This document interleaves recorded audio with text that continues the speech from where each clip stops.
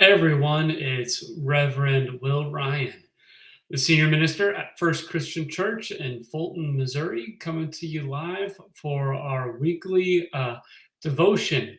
I write this every Monday and we send it out in email. And then on Wednesdays, I read it to you, sort of a video version of it. If you want to get the email, let us know. And so you can get it a couple days early. But otherwise, we'll get right into it.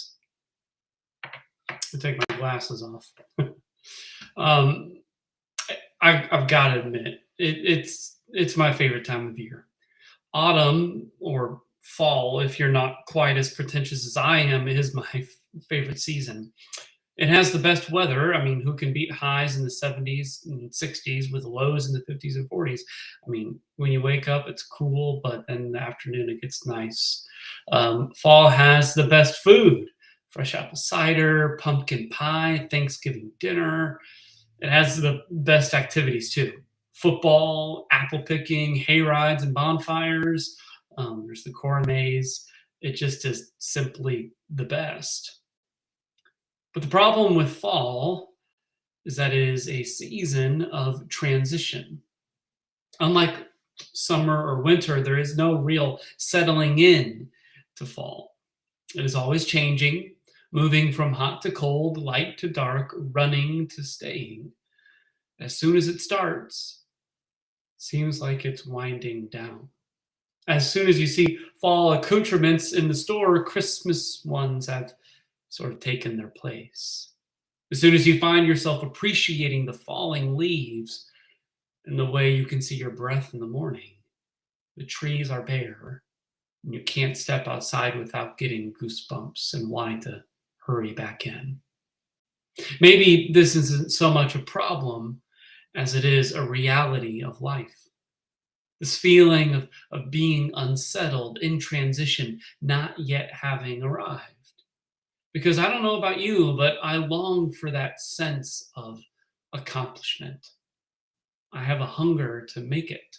I want to feel like I've arrived, but that feeling is fleeting. As soon as I do something good, or at least someone else affirms that I did something good, it's on to the next thing. Contentment is not something that comes easily. There's no rest for the weary. As soon as autumn arrives, it slowly transitions away. I suppose that's why our faith is a comfort to me, that its power doesn't come from me. Its truth doesn't rely on how I feel on a particular day. Its constancy isn't affected by the changing days, weeks, months, or seasons.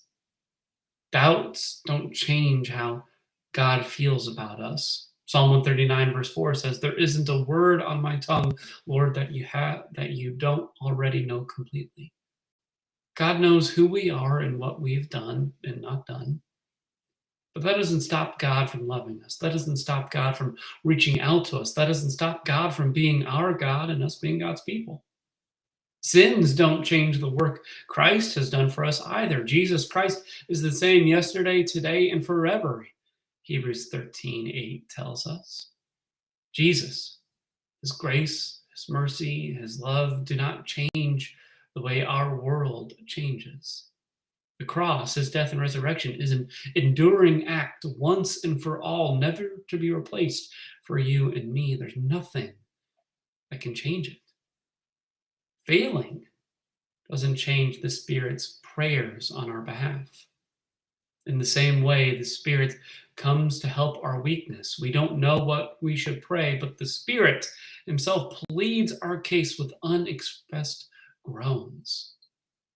When the words won't come, we're not in the mood, or we get in our own way, the Spirit, given to us in baptism, prays for us.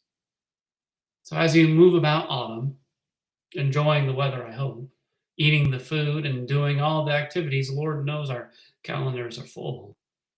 I hope you trust in the unfailing goodness of our God. God is inexplicably but untractably for you no matter what. No amount of change in the seasons or in our world is going to change that. It's good news indeed. Thanks for joining me for this week's devotion. If you like what you heard, please like it and share it with someone who you think needs to hear this good news. And you're more than invited to join us for worship this Sunday morning. We gather at 10:30 in person or online, and we hope to see you there. But if not, our benediction's the same as always. God be with you till we meet again.